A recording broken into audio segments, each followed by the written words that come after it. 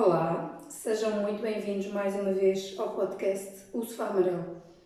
Eu hoje vou falar-vos de algo que já falei assim muito de leve num episódio, se calhar aqui há um ano atrás, e que é algo que eu denomino, eu e algumas amigas minhas, de vida épica. Então, a vida épica foi algo que eu propus a uma cliente minha de hipnoterapia e que na realidade depois, por circunstâncias da vida, essa cliente tornou-se uma das minhas melhores amigas e a pessoa com quem eu passei mais tempo durante os 2 anos da pandemia. E portanto o universo arranjou aqui uma forma extraordinária de nós juntas fazermos essa vida épica e portanto de eu colocar em prática também essa vida, esse estilo de vida com ela. Agora ela é minha amiga e portanto ultimamente não tem feito terapia comigo, tem ido a outros terapeutas, o que também me faz muito sentido, mas de facto aquilo que nós fizemos nesses 2 anos foi algo de absolutamente transformador na vida das duas e é algo que nós temos tentado também usar como uma inspiração para os outros. E temos já outras amigas a implementar algumas coisas giras, novas na vida delas. Então, a vida épica é quando nós desejamos intensamente mudar a nossa identidade e o nosso estilo de vida e quando nos propomos a fazer coisas que nunca tínhamos feito antes. Mas mais do que isso, é quando nos propomos, é quando estamos dispostos a irmos completamente por fora da nossa zona de conforto, quando nos permitimos entrar no desconhecido e quando efetivamente nós entendemos que é nessas alturas, quando nós nos estamos totalmente a marimbar para a opinião alheia, quando nós tentamos ter experiências felizes, que é aqui que nós entramos às vezes no chamado vórtex, em que nos alinhamos com as forças do universo e a nossa vida se torna absolutamente mágica e de repente acontecem coisas inesperadas, temos surpresas, há oportunidades que se abrem para nós, conhecemos pessoas que de facto tinham que vir à nossa vida nessa fase específica e temos aqueles momentos em que não conseguimos parar de rir,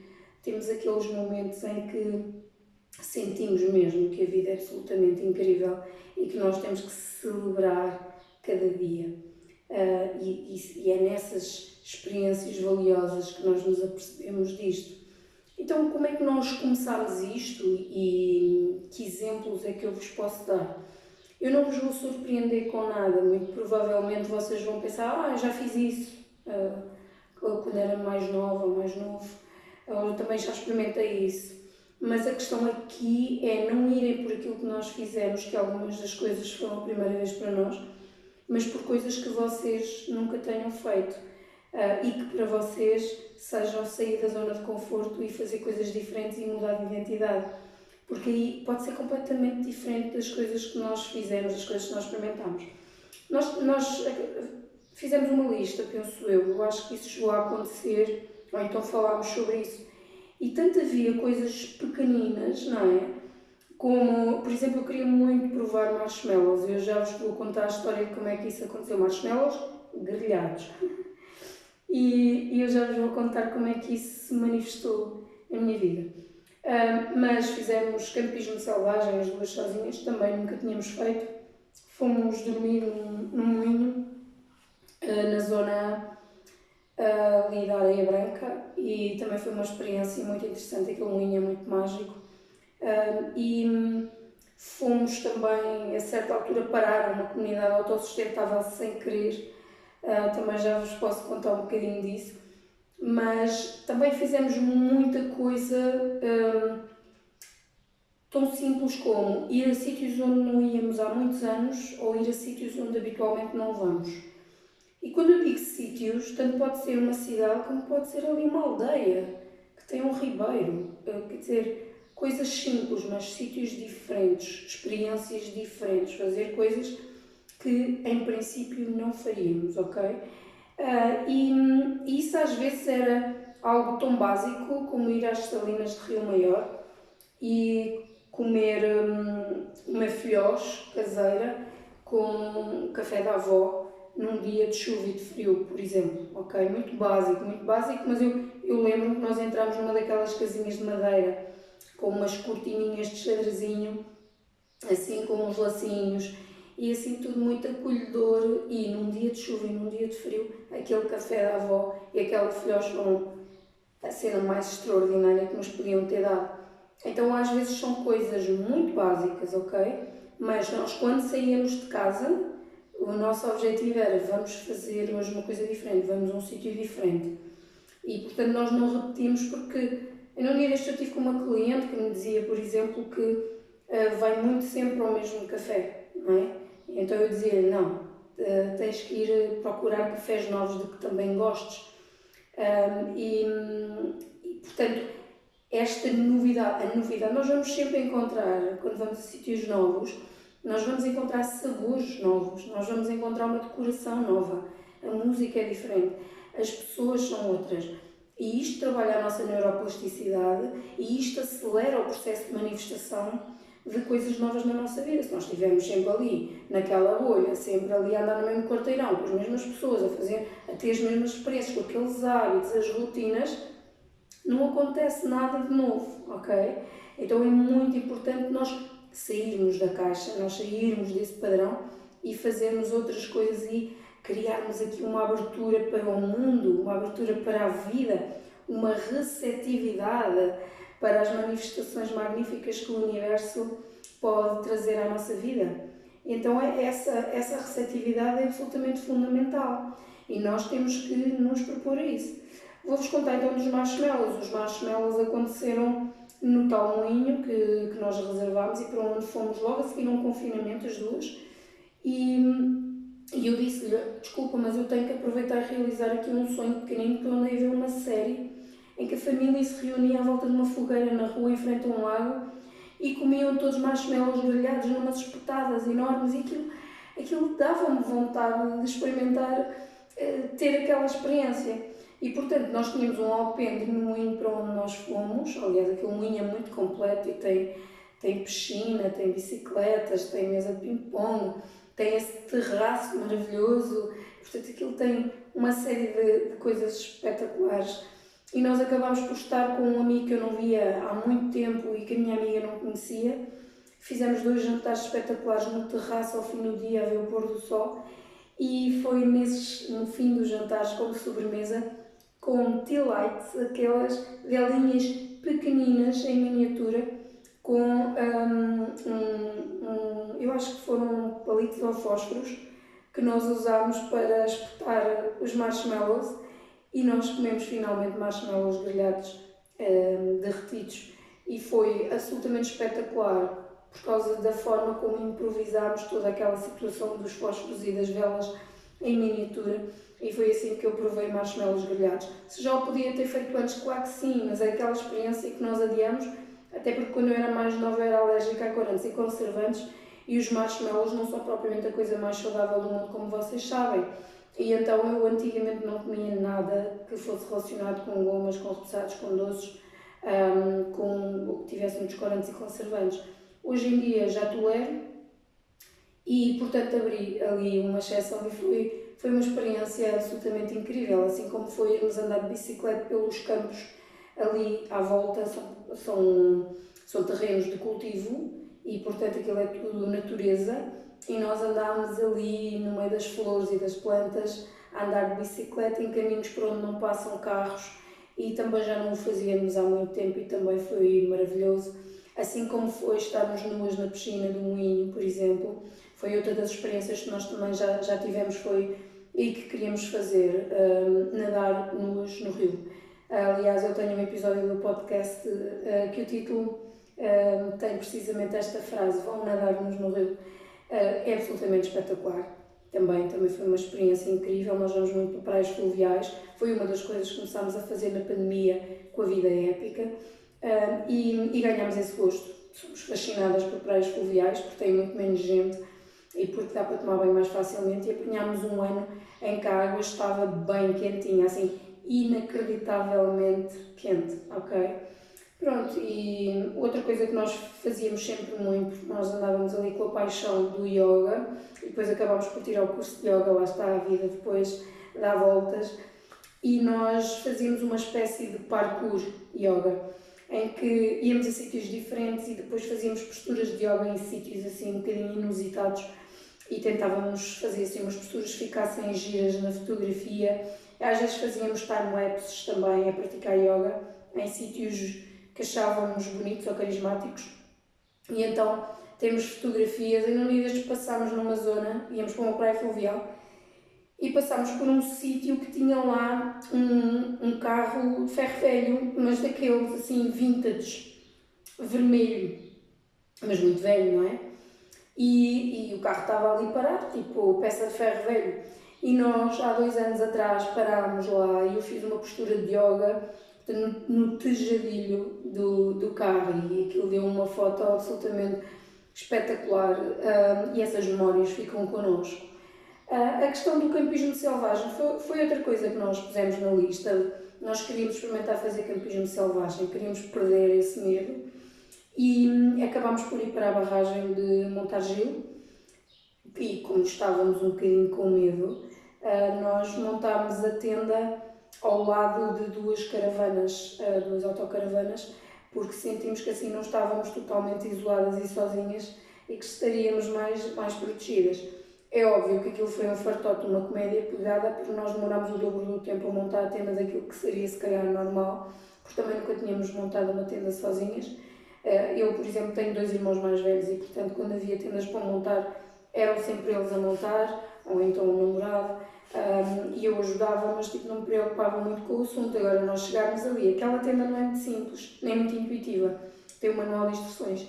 Então, eu sou péssima com manuais de instruções, porque não tenho paciência. E o desafio também foi esse, não é? Pronto, entrei ali naquela loucura de ir fazer uma tatuagem, entrei naquela loucura de realmente ter experiências distintas. Eu já tinha tido uma tatuagem, mas tinha feito uma tatuagem temporária, não queria definitiva. E portanto fui fazer a definitiva, que foi esta, com a palavra fé, também nessa altura.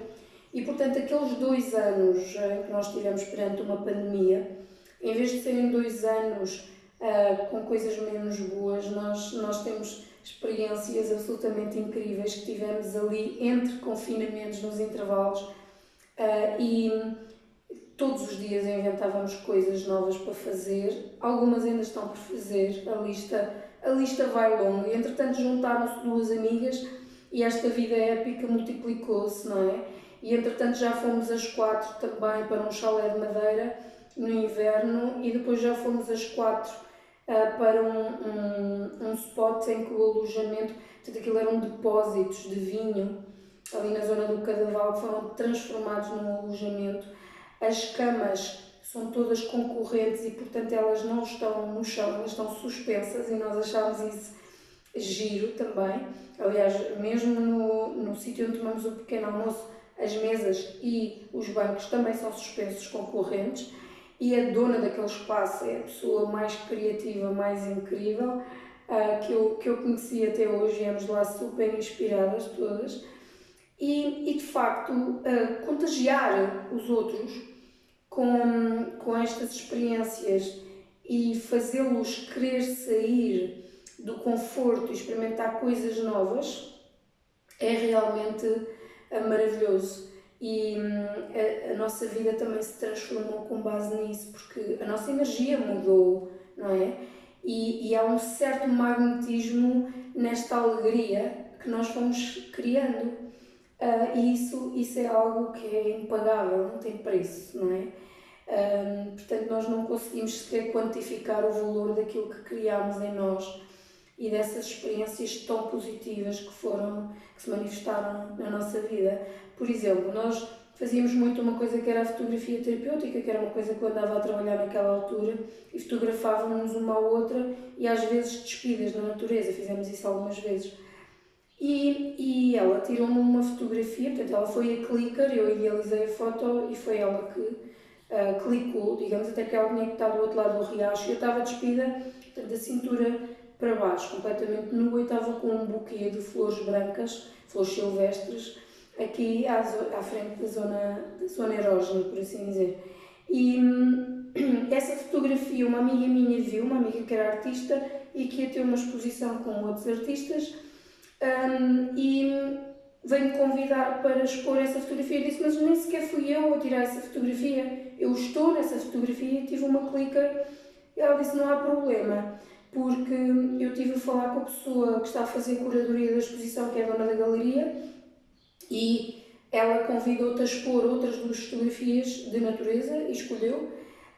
E nós fizemos, portanto, um tríptico em que eu apareço ao centro, despida com o buquê, aparecem as outras duas fotografias, e portanto criei um conceito incrível em torno dessas três fotografias e nós fomos as duas, portanto, fizemos parte de uma exposição artística de ex-alunos de uma escola de artes, da ESAD, uma universidade, uma faculdade de artes,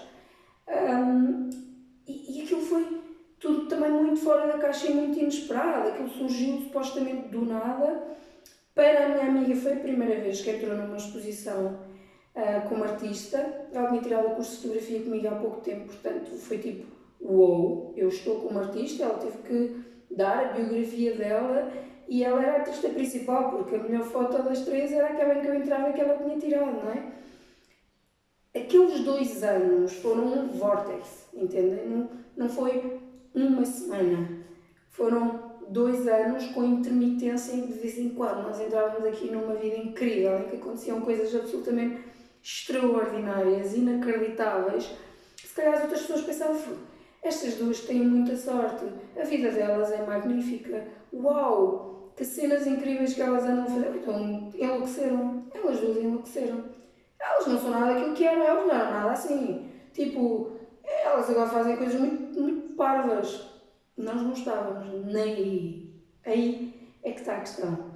Não estávamos nem aí para o que os outros pensavam ou deixavam de pensar sobre nós. Nós tivemos efetivamente momentos inacreditavelmente extraordinários. Nós somos muito felizes e ainda somos, obviamente, e já espalhámos um bocadinho esta energia, esta vibe, e esta vida épica continua a fazer parte de nós. E o que é mais engraçado é que eu também faço agora a vida épica com outras pessoas. A minha vida não podia estar mais preenchida. A minha vida é realmente épica no bom sentido. Tenho tido experiências mesmo fora da caixa, mesmo. E depois às vezes surgem assim coisas que eu nem quero acreditar. Sério? Vou entrar num documentário? Como é que isto aconteceu? Várias coisas deste género que eu às vezes nem percebo bem como é que se desenrolam, como é que eu chego lá. Um dia destes que tive 2 manifestações, eu saí à rua, eu costumo sair à rua, eu não sou uma pessoa muito sociável, ou melhor, eu sou muito sociável, eu vou explicar melhor. Eu sou muito sociável, mas eu tenho uma hora em que sou sociável, 2 horas no limite e fico tipo, preciso de ir para casa e estar sozinha um dia. Eu sou esta pessoa. E eu não tenho saído muito e um dia destes eu fui a um evento tão simples como Feira do Livro. Eu fui à Feira do Livro, proporcionou-se, com uma amiga. E eu encontrei N pessoas, eu estive a conversar com N pessoas, eu já estava rouca, fiquei mais rouca. E de repente surgiram ali 2 oportunidades de 2 coisas que eu tinha projetado e que o universo naquele dia, pau, assim, num espaço de 2 minutos. Tão. Simples, ok? E é isto o alinhamento. O alinhamento vibracional, quando nós estamos com a vibração em altas, o universo traz o que tem que trazer e que já estava na calha, digamos assim, ok? Então, o que eu vos trago aqui é esta inspiração de que nós precisamos de sair da zona de conforto, nós precisamos de querer fazer coisas fora da caixa, diferentes daquilo que fazíamos antes. E se as coisas que eu mencionei não são coisas que habitualmente vocês queiram fazer, ou se calhar são coisas que já fazem, tudo bem, escolham outras, façam coisas diferentes. Se me perguntarem porque é que não fazes tanta vida épica agora, bom, depois da pandemia tive que começar a trabalhar mais, a minha amiga também mudou de horários, os turnos dela passaram a ser diferentes e, portanto, agora fazemos-lo, mas fazemos-lo se calhar com menos frequência. Mas nós escolhemos fazer vida épica, sabem quando? Quando não estamos alinhados, porque sabemos que isso nos traz um alinhamento assim quase imediato. Então eu espero ter trazido aqui alguma inspiração.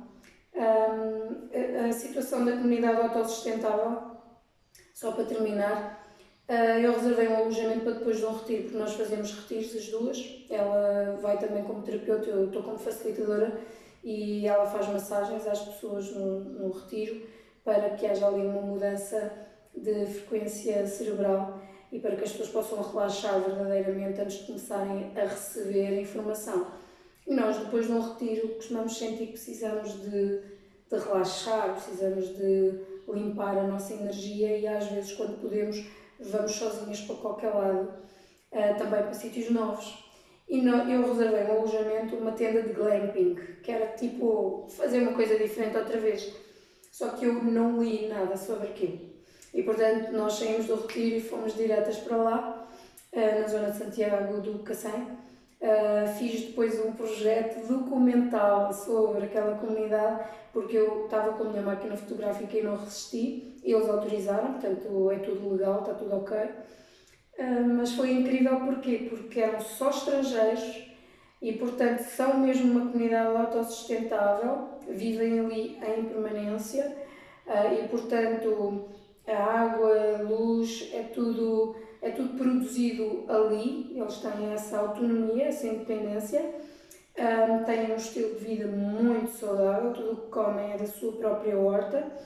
As casas de banho são casas de banho secas, portanto, eles usam folhagem para poderem fazer ali aquela reciclagem, digamos assim, e depois fertilizam os terrenos que estão em pousio com isso.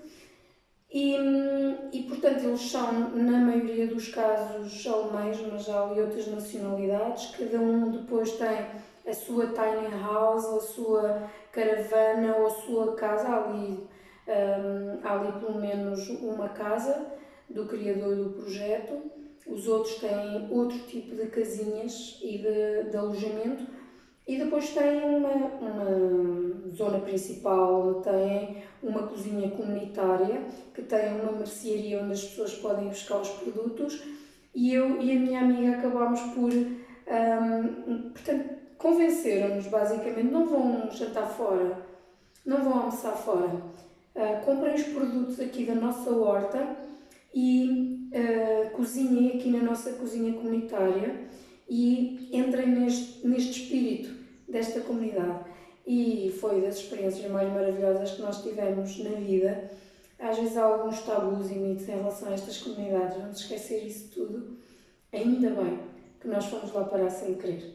Então, hoje estiquei-me um bocadinho na duração do episódio, mas eu espero que realmente vos tenha trazido alguma inspiração e espero que gostem e que comecem a fazer vida épica. Muito obrigada!